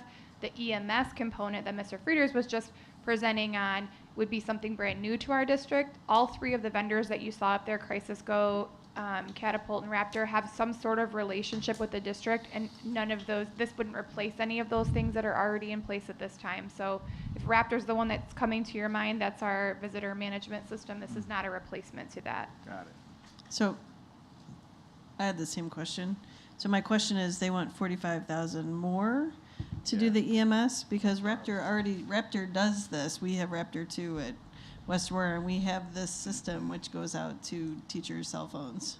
Correct. So everything that you see on those three vendors is a mobile application that's either on a personal device, a district device, or even your laptop. So it would be in addition to the Raptor that we're already using for our visitor management. That's only one segment of Raptor's offering. This would be in addition to that. I want a deal. I do have one question for the student ambassadors up here. Just a curiosity. When we do Alice drills in the building, do they just do a blanket Alice, Alice, Alice, or do they say there's a perpetrator on the second floor B wing? So I clearly remember just one happening this year, and it was like they actually went through and they're like, okay, the perpetrator is like on like the second floor, the specific wing, and our teacher's really good about like preparing us for that. We did only do it once, and I like kind of don't remember it. I don't think my memory is that bad either, so it's like I feel like I should remember it more than I do. I definitely remember the procedures, but I don't remember the specific steps, which is kind of why I was looking into the presentation and I was looking up more stuff about how this is going to work, because another thing for me is that like I want this to be easily accessible, because I feel like a lot of like the platforms that we use for certain functions in our district, like it gets complicated and I try to like figure it out and I can't. And this is definitely something that should be like really, really easy to read. Because if it's a crisis management thing, this shouldn't be like you have to start figuring it out. This is like, you just like look at it and it's right there. And that leads to my next question. Given that it's an app, would it be a requirement for the students to download, or is it just for staff? Well, you This can't would make it a roll out requirement as for a- staff either. It would be a staff application that we would use, and it would not be required on a personal device. We would put it on all district-related devices. Okay. So if the teachers aren't going to put it on their phone, you're wasting your money. Say it again. So if the teachers aren't going to put it on their phone, you're wasting your money. Yeah. In speaking with neighboring districts that have moved to a mobile application similar to this, they rolled it out as an option. They put it on all district devices, and staff had the option to put it on a district device, and they had very good reception among the staff. I thought the numbers were 70% after rolling it out, that staff eventually were very, very open to the option and put it on their personal devices. Right. So now you can track staff. Lori, do you have a question? No. So I have a couple of questions. It says, if needed, reunification can be conducted with the app. Is that extra to this, or it's all a part of the module? It's all part of the package. Okay. And then maybe you've answered this, so I apologize. Why now are we talking, like, why did you bring this forward now? As Teresa indicated, it's been a project that I've been working on as coming into the district, and it's feedback that I've gotten from staff. Okay. Our emergency plan currently acknowledges Blackboard as our communications tool, and obviously with that no longer being supported, it provides for a hole in the system. Also, the general feedback from the staff was that Blackboard wasn't very functional for them to move on the go and use to communicate real time from staff to the administration. So looking for something that was updated, that was easy to use, functional, has been on our radar for the So you were asked to bring this forward? Yes. Okay, thank you for that. And then did you speak with other districts to see what they used? And I'm familiar and used Crisis Go in my last district. And then what was the feedback on that? Very positive feedback on the application itself. We looked at Raptor's real-time usage, particularly in running their drills and how they practice their drills through the application, so that in the event they need it in a crisis, this is how they're training on it. It was very well received by the staff, and it functioned very well. Thank you. Catapult or Raptor? Catapult. The You one just that said I looked Raptor. at was Raptor. Right, where I saw it. but so, because we have Raptor, but Catapult does the same kind of thing where you can test it out with the staff? So all three of these applications, again, are recognized and supported by what is the standard response method that is sanctioned by I Love You Guys, which is a not-for-profit organization that provides emergency resources for schools. All three are on their list of approved vendors. Right, but the practice part is also on Catapult. Yes, the drill component, yes. And then just on a sidebar, because I won't be here, maybe we could throw in a couple more Alice drills? I know we have, 3 or 4 that are required by the state, but I don't think it's a bad idea. Actually, we far exceed the state's recommendation. So the state requires by law 1 supervised law enforcement drill. Currently, we're doing 6 Okay. in each building. And then Per year? my final question On your was, members one. the technology department also brought forward a proposal about radios and so forth. Have you worked together, and how do all of these, I guess what my question is, I think, is how do all these things work together, and do we have, it feels like a lot of different things, modules or whatever, and a lot of change at one time to roll out prior to school starting. Have you worked with the technology department, and is this all, it would be nice to see a presentation where we see how all of these things work together. We have a new student information system rolling out. It just feels like a lot of change all at once, a lot of money, and how are all these gonna work together? So the timing of them all being new at the same time is actually easier than rolling out pieces, because all of these are intertwined with one another. So the student information system provides the information that feeds over to the mass communication system, which provides the information that shares over to the EMS module. So if we had different vendors, that was one of the components as to why it was really, we felt, a better choice for Catapult. While they all function relatively similar, being able to have that connectivity between the exact same vendor, not having a whole nother provider that leads to potential problems with data sharing back and forth. So the fact that all of them are onloading at the exact same time is actually easier, as opposed to onloading, an old mass comms with a new sys, and then the next year a new mass comms with the new sys, and then we'd be changing it over and over again. So, But easier for who?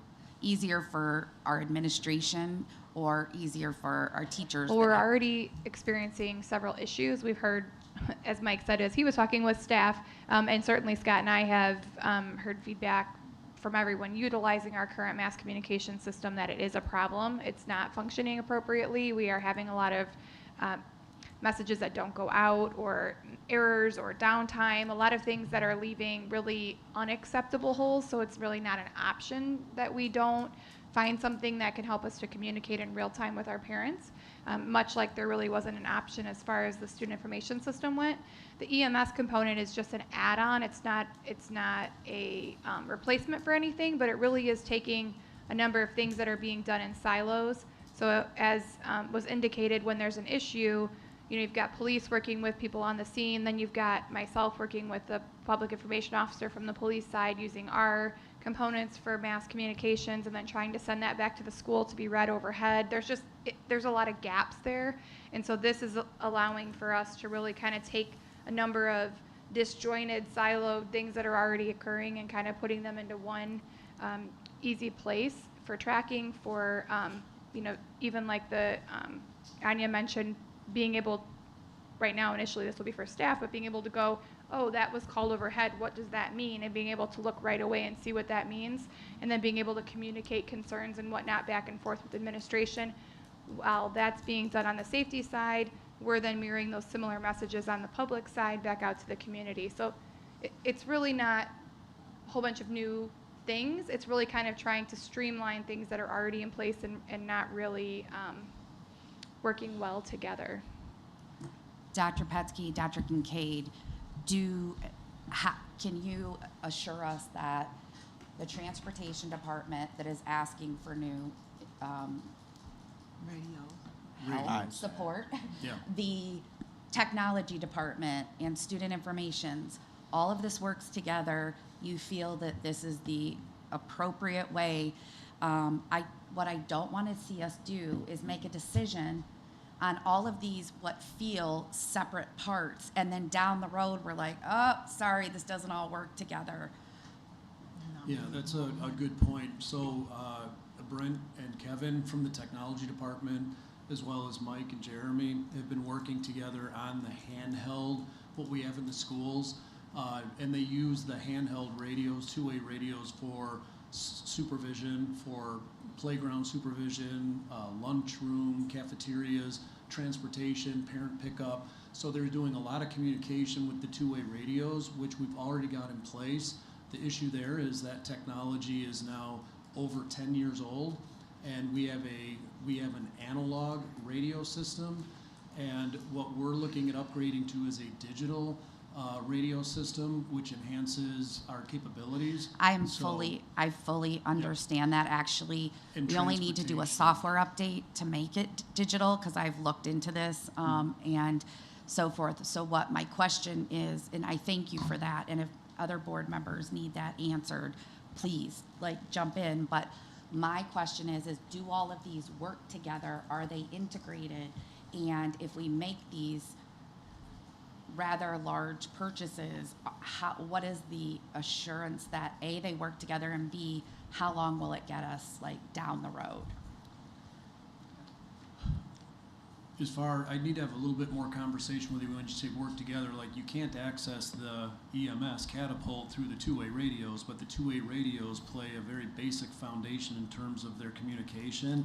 And then the EMS, what they do in terms of a parent-student communication effort is built on top of that. And then with our transportation radios, definitely our handheld radios in the transportation that we're looking at adopting are the same technology and integrate. So with a handheld radio, you can go through a bridge to connect to the buses and transportation. So they are, I'd say that instead of saying they're all integrated, I would say that they are all building blocks of a more unified communication system than what we have now. That's what I'm looking for. Are silos and fragments. That's what I'm looking for is behind the scenes, have you worked to create administrative procedures so that people know what to use when and so forth? Dr. Kincaid, I'm sorry. Yeah, and while John talks kind of more about the hardware, what we've been trying to do is look then at the integration of the data in terms of the student data, the parent data, and the staff data.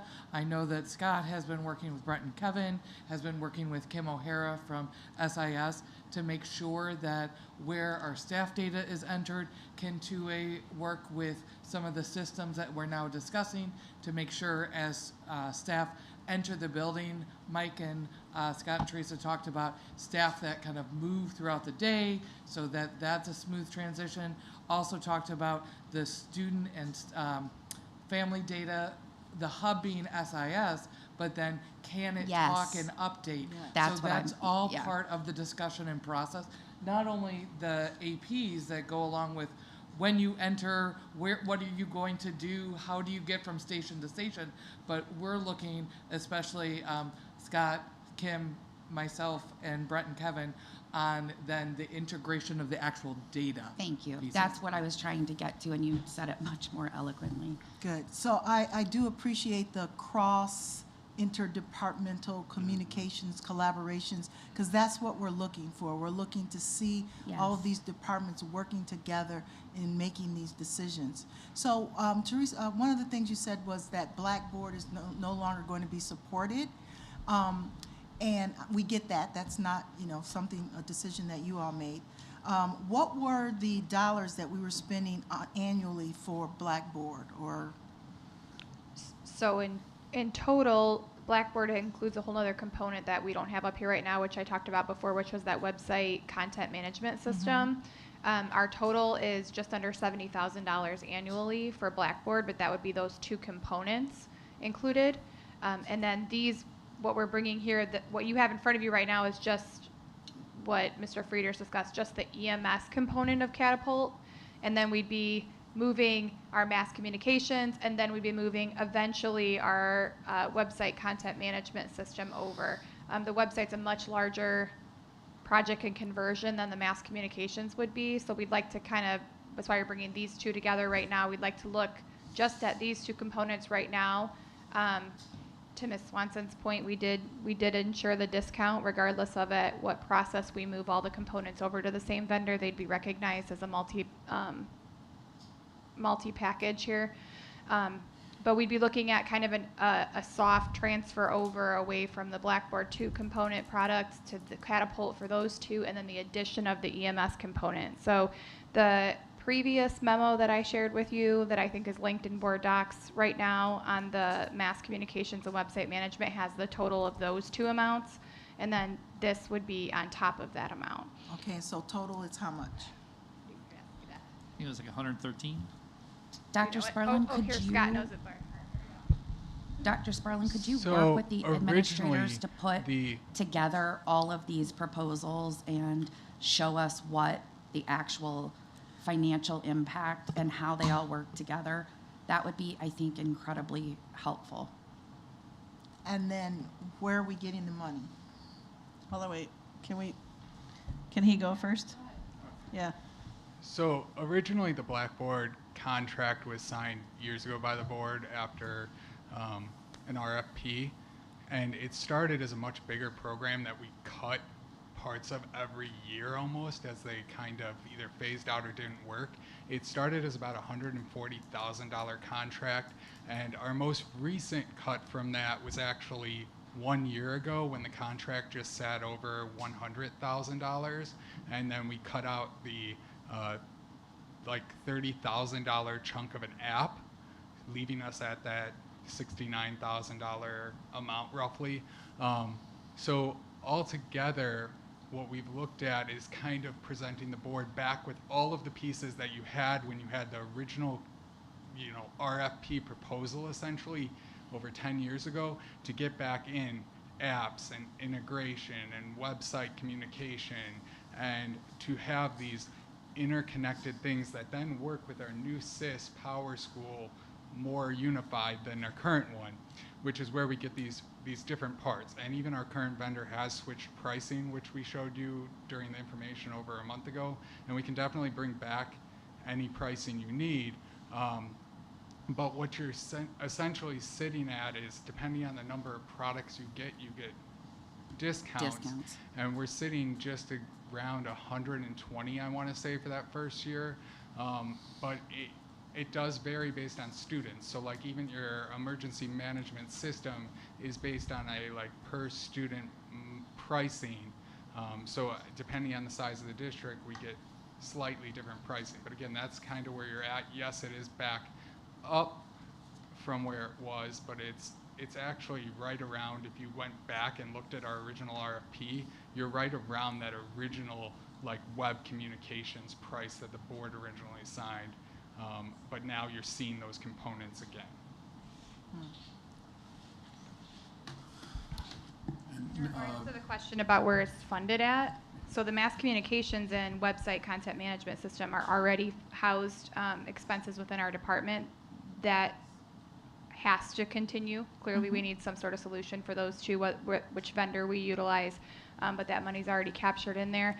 And adding in the addition of this EMS module, taking into account the discounts that we get with these multi-product add-ons, really is absorbable within that existing amount that we were used to paying with Blackboard when we originated the contract. And you said that was how many years ago?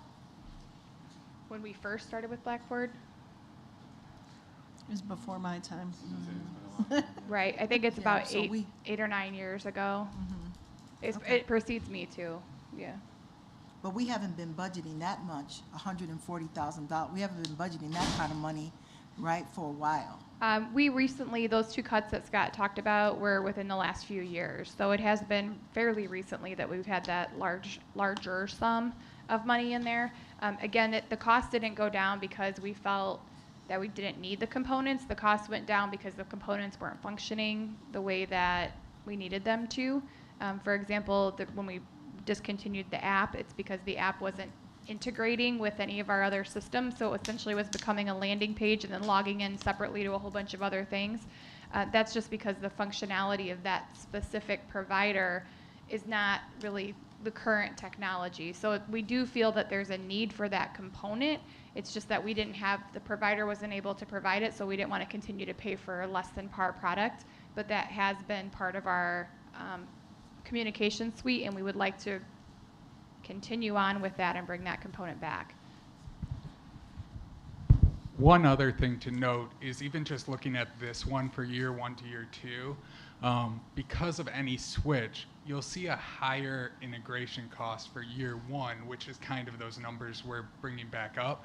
Because like when you look at Catapult year 1 to ongoing annual, you'll see about a $5,000 difference right there, which is like your startup cost. Unfortunately, switching to any company, we have to make sure that integration is smoother. And then year 2 would be ongoing a little less. So yes, we will ramp up year 1 and then come back down, which is also why Catapult has looked at up to like a 5-year renewal, but honestly just grandfathering in the price at that second year for discounts. Okay. My ADD is Thank you. switching. Okay, we're moving on. 9.1, action item, bills Thank for you. payment. Thank you. Thank you. Bills for payment. Can I have a motion, please? I make a motion to authorize the payment of bills in the amount of $3,942,667.40 as presented. Second. Mr. Saron, Aye. Mr. Gatewood, Aye. Ms. Johnson, Aye. Mr. Ploger, Aye. Ms. Swanson, Ms. Doyle, Aye. Ms. Simulton. Aye. Motion passes 7-0. Action item 9.2, approval of press policy manual, section 7. Can I have a motion, please? I make a motion to approve the draft press policies for Section 7 as discussed and presented. Second. Ms. Doyle, Aye. Ms. Swanson, Aye. Mr. Saron, Aye. Ms. Simulton, Aye. Mr. Gatewood, Aye. Ms. Johnson, Aye. Mr. Ploger. Aye. Motion passes 7-0.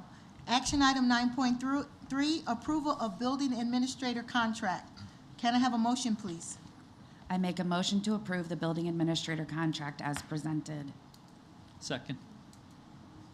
Ms. Simulton, Aye. Ms. Swanson, Aye. Mr. Ploger, Aye. Ms. Doyle, Aye. Ms. Johnson, No. Mr. Saron, Aye. Mr. Gatewood. Aye. Motion passes 6-1. Action item 9.4, approval of district administrator contracts. Can I have a motion, please? I make a motion to approve the district administrator contracts as presented. Second. Mr. Ploger, No. Ms. Johnson, No. Mr. Saron, Aye. Mr. Gatewood, Aye. Ms. Swanson, No. Ms. Doyle, Aye. Ms. Simulton. Aye. Motion passes 4-3. Action item 9.5, approval of personnel report. Can I have a motion, please? I make a motion to approve the personnel report as presented. Second. Ms. Simulton, Aye. Mr. Ploger, Aye. Mr. Gatewood, Aye. Ms. Johnson, Aye. Mr. Saron, Aye. Ms. Doyle, Aye. Ms. Swanson. No. Motion passes 6-1. And we're moving on to 10.1, recognition of board members and students leaving office. So can we just come to the front like we, huh? Can we come to the front like we do when we do the pride? No. You don't want to? Nobody wants Not really. to? No. Don't want a picture? No. Okay. Aww. We have a lovely picture from our last meeting that had our student ambassadors and many of our beloved staff members. There you go. There you go. All right. So on behalf of the board, we just wanted to say for your service, we say thank you for your sacrifices, for the time spent away from your families, the missed activities, the celebrations, the travel, and the like due to your commitments to the staff and the students of 308.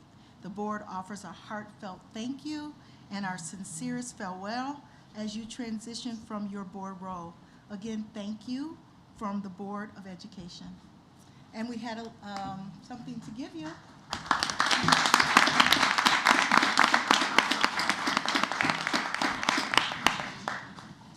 Ta-da. Oh, thanks, Eugene.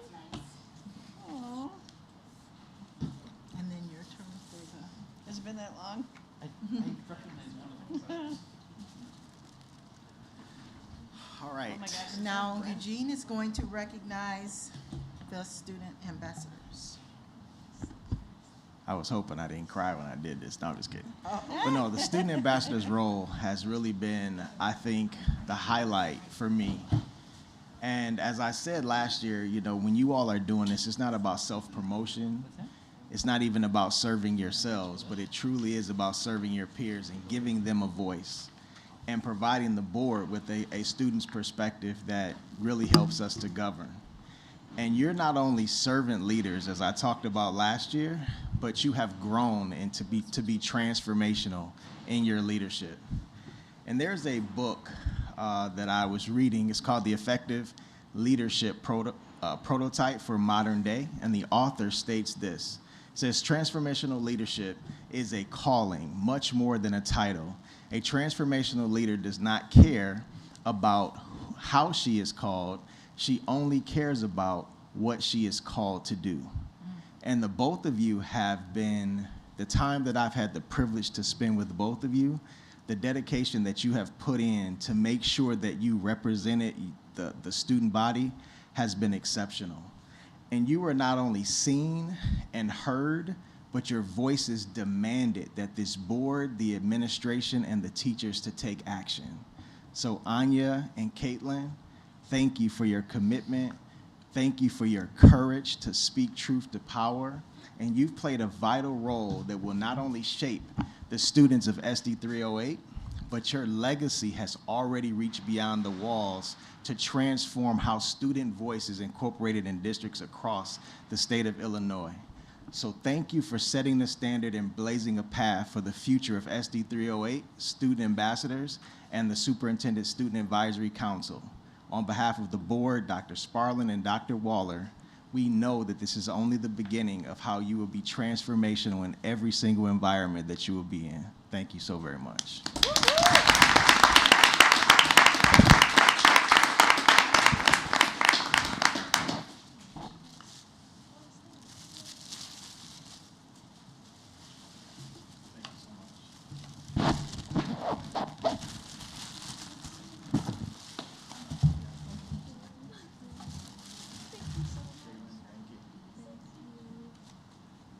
So proud of you both. Thank you guys so much. All right, we're moving on to 11.1, Administration of Board Members' Oath of Office. So will our new board members please bring your board member oath? You have a sheet that has your board member oath. And if you'll come to the front here.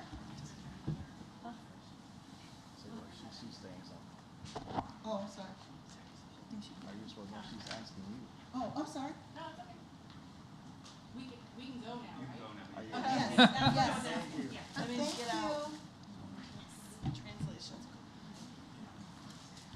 Enjoy.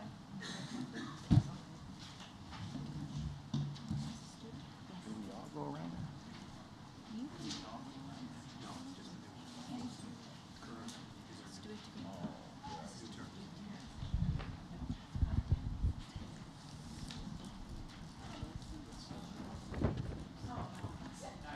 Yes,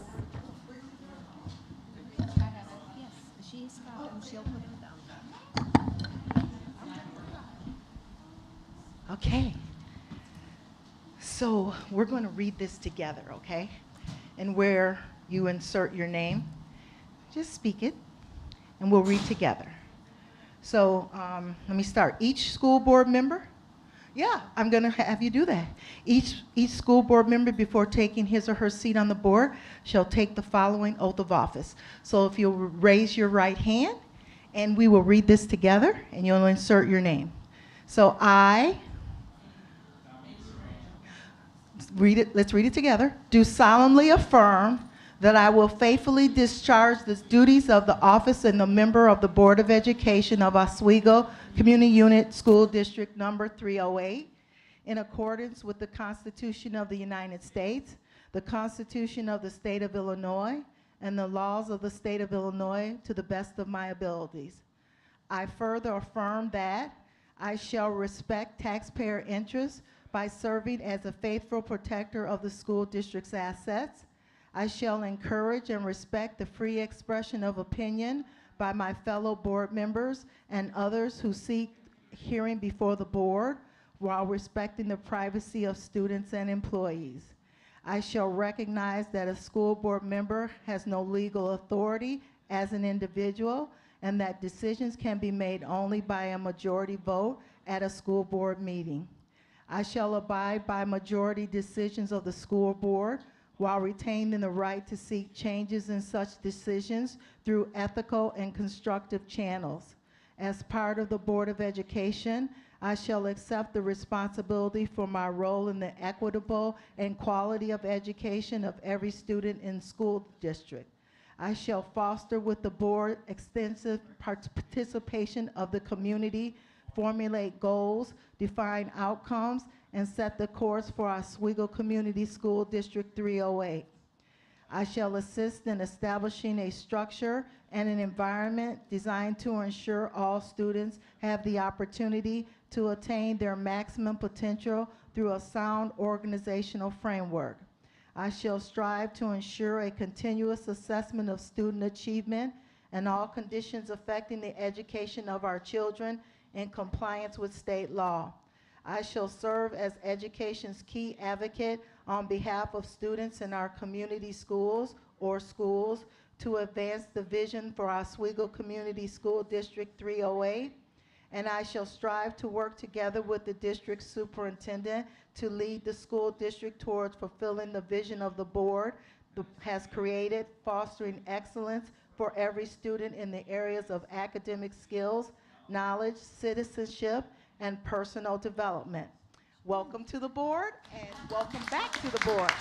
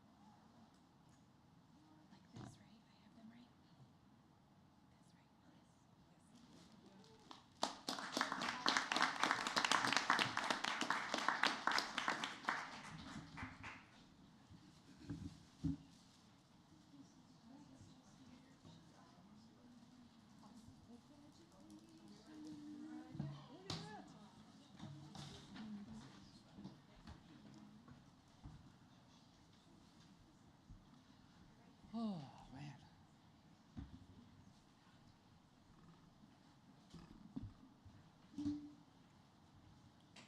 Did I tell you both it was long? It's long. Oh, yeah. Well, do you remember the first time I read those? I almost passed out. Well, it was in the Yes. auditorium. Yeah. All right, 12.1. Can I have a motion to adjourn sine die, which means indefinitely, because that board no longer is constituted in the same way that it will be, and so we are moving on to a new board.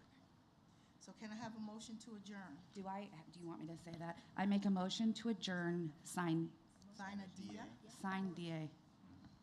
Second. Ms. Johnson? Aye. Ms. Simulton? Aye. Mr. Cerrone? Aye. Mr. Gatewood? Aye. Mr. Ploger? Aye. Item 13.1, Ursula, may I have a roll call of the newly seated Board of Education? Mr. Cerrone? Here? Mr. Gatewood? Present. Ms. Johnson? Present. Dr. Murillo? Present. Mr. Ploger? Present. Ms. Simulton? Present. Ms. Wenmouth? Present.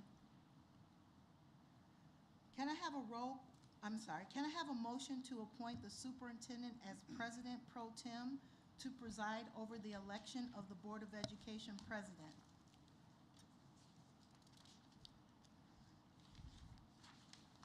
I make a motion to appoint the superintendent of schools, Dr. John Sparlin, as the president pro tempore, is that how you say it? Pro tem? To preside over the election of the Board of Education president. Second. Mr. Gatewood? Aye. Dr. Murillo? Aye. Ms. Johnson? Aye. Mr. Cerrone? Aye. Ms. Simulton? Aye. Mr. Ploger? Aye. Ms. Wenmouth? Aye. Item 15.1, the Board of Education will elect an officer for the position of president. Nominations are now in order for the office of president. Any member of the board may nominate any other member, and nominations do not require a second. I nominate Ms. Simulton. I wanted to nominate her. Mrs. Simulton has been nominated for the office of president. Are there any other nominations for the office of president? Are there any other nominations for the office of president? Lastly, are there any other nominations for the office of president? If there are no further nominations, the nomination for the office of president is now closed. Mrs. Simulton, being the only candidate nominated for the office of president, I hereby declare you elected by acclamations. Congratulations, President Simulton. Thank you.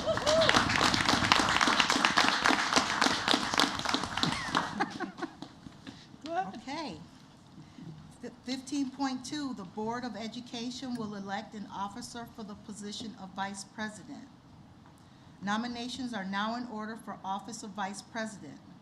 Are there any nominations for Vice President? I nominate Mr. Gatewood. Are there any further nominations for the office of Vice President? Are there any other nominations for the office of Vice President? Any other nominations for the office of Vice President? If there are no further nominations, the nominations for office of Vice President are closed. Eugene Gatewood being the only candidate nominated for the office of Vice President, the chair hereby declares him elected by acclamation. Congratulations, Mr. Gatewood.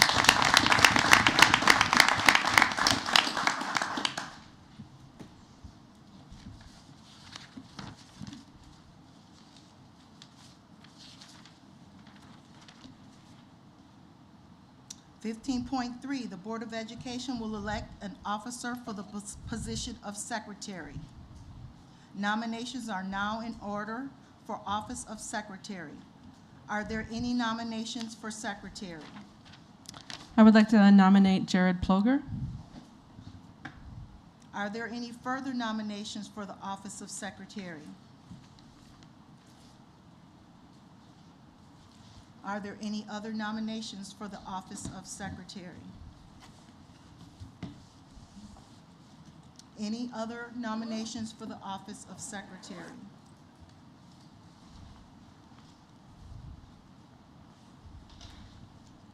If there are no further nominations, the nomination for the office of secretary is closed.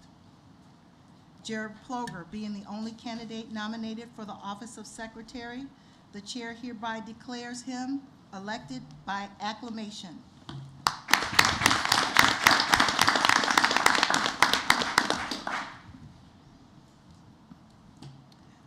.4, the Board of Education will establish regular board meeting dates, times, and places.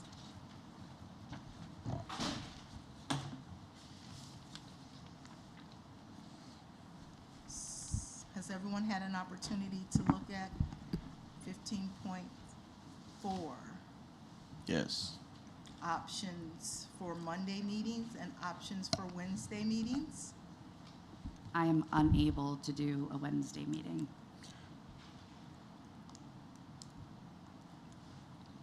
I just weigh in this, and I don't know how to say this delicately. It was the one thing I was going to make sure that I said tonight. Our meetings are still long, and part of that is on the board. We continue to bring questions that we could have probably put in our weekly updates that would have helped other board members to maybe cut down on those. I love, and I think we should all celebrate the things that we're doing, but honestly, like, we're going to go to graduation. I hope one of the things that we don't do as a board is take up our public's time by all 7 of us chiming in on graduation. It's going to be an awesome event. It really is.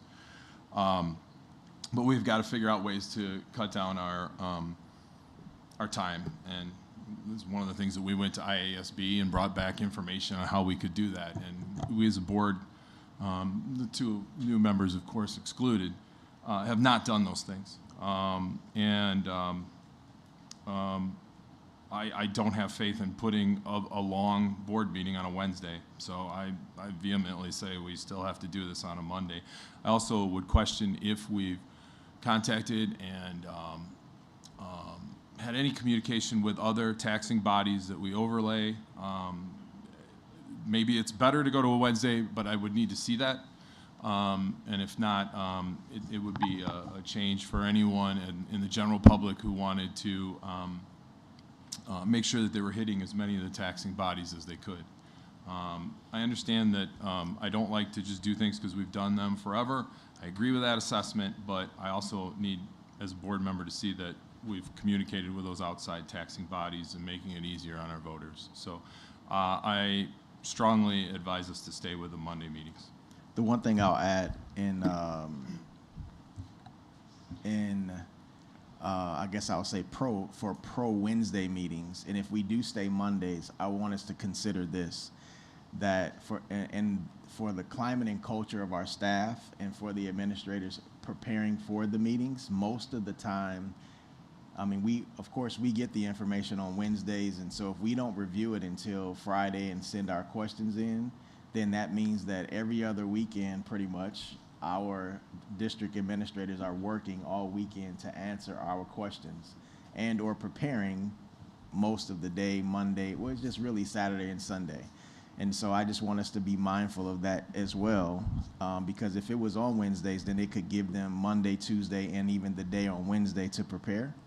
But, you know, myself included, I have to do a better job with, of course, just my schedule and making sure that whenever I get access to the information, I send whatever questions that I have so that they're not having to prepare and answer my questions on the weekends every single time. Sometimes we know it's going to happen, but, you know, I just wanted to make sure that we were all mindful of how it does impact everybody for Wednesday, for if it stays on Monday. And I think we can,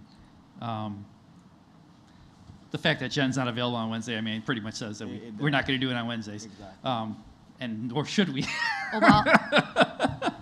You know, the board norms, you know, we're going to talk about those, and that's getting your questions in. So that's a place where we can mitigate that issue. I agree. As well. And bringing the questions up, getting them in early helps our staff and will help shorten our meeting time too. Agreed. And so it's kind of, we can Well, do a lot of that all at once. And Yeah. so. You said that we get the board packet on Wednesday, we get it on Thursday, and a lot of times that information isn't even up. Like, for instance, the superintendent profile wasn't up. That's nobody's fault here. It's just when we get it. So it does make it a little hard, but also for those of us that do have, you know, full-time jobs, it's hard to then on a Wednesday get a board packet or have to work. It is. Having the weekend is very helpful for that. I'm willing to do a Wednesday meeting if we want to start at 8:30. I have my son, I have a I have a commitment to my No, family. we so. get it. Monday it is. No, we So understand. then let's talk about the time. I know we thought we may be able to get it up to 6 o'clock. Would that help? I mean, 15 minutes is 15 minutes. 6 o'clock is fine with me. 6 o'clock? Can we do 6 o'clock? Okay. So it's Mondays at 6 o'clock. Which is closed session. Closed Does that session mean starts that at 6 o'clock. the public board meeting then begins at 7? Yes. Let's see if we can make that happen. Go with that. So I think I need to make a motion. Ms. Simulton, one question. Yes. This would be starting in July, so we would continue our regular meetings on Mondays at 6:15? Correct. Okay. Thank you for that Well, clarification, Starr. You're going to have I know, I have more, yes. another You said we half can't dozen start? meetings on Yeah. top of that. She said, Maureen said we could start if we wanted to. We could start, You could agree to start it at 6. starting on May 22nd, or? Well, that one's a special one that's already starting. Yeah. Oh, yeah. Right. So And starting so in it's June. just the one in June. Starting June 5th. Okay. So your Yeah. choice. Yeah. Would you guys like to start in June 5th? Okay. So then can I have a motion to change our board meeting? Is now before we, well, Maureen's got something We to don't say. have to Well, Ursula just reminded me, perhaps leave June as it is, because that's with, in relationship to those interviews. Got it. Yes. So that would be a Yes. reason to start it in July. Okay. Perfect. Yeah, July. is now an appropriate time to see if Dr. Murillo and Mary Jo have, are available those days? Are you talking For about the those- for those superintendent spec- interviews The days? superintendent interviews? Yeah, those, the 5th. So this and way we 6th. can get your question answered in 3 seconds rather than reply emails. I thought they said yes. I'm- June 5th, 6th, and 7th, is that what it was? 5th. Yeah, 5th and 6th and 7th. I don't think Jared was here as well, so I think we need to Oh, Jared recap. wasn't here either, Yeah, yeah. so I need that- to clarify that my response is I am available those 3 days at the end of May, and I can be tentative, and the 5th and the 6th, and I can be tentative June 7th. So. For the 30th, the 31st, and the 1st, it was 4, 5, and 6. So it's between from 4 o'clock to 6 o'clock on the 30th and the 31st. But on the 5th and the 6th, and perhaps the 7th, it's only 5 o'clock, at 5 o'clock. I definitely prefer 30th, 31st, and 1st. Well, it's both. It's So all- it'll So be both. there's 3 days and 3 days? Yes. So It'll be 6 the days. initial, Yes. correct. 6 It'll days, okay. The initial interviews will be the 30th, 31st, and the 1st, and then the last round will be the 5th, 6th, and maybe the 7th. And the 5th is already a board meeting, so we are just going to Start an hour start early. Yeah. I can do it. I may have to do remote on those days, if that's possible. I Okay. think it's possible. Okay. So then we're going Are you back good? to the motion for the change of the board meeting time. So can I have a motion to hold our board meetings on Mondays, starting in July at 6 p.m.? I'm- For a closed session? But it's, Is that option one? Without the date, with the 6 date? p.m. Yeah, option one at 6 p.m. Second. Ms. Simulton, Aye. Ms. Venmuth, Aye. Mr. Ploger, Aye. Dr. Murillo, Aye. Ms. Johnson, aye. Mr. Saron, Aye. Mr. Gatewood. Aye. All right, I'm gonna 6, work on your name, I promise. Maria. Oh, that's Say Saying it for her. Murillo. Ooh, now I you're don't have rolling to the roll. tongue and everything. No, just Murillo is fine. Murillo, like a Y. Mario. 16.1, opportunity for the public to address the Board of Education. Do we have No anything? more comments, no. Okay. Can I just welcome our new board members and welcome back our board members?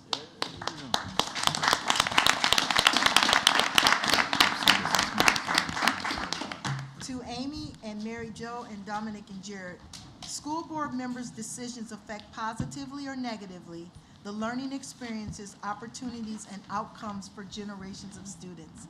That is a responsibility that I'm sure you don't take lightly. During your tenure, may the reason you serve manifest in our district and the lives of our students and staff. Thank you in advance for your service. Thank you. Thank you.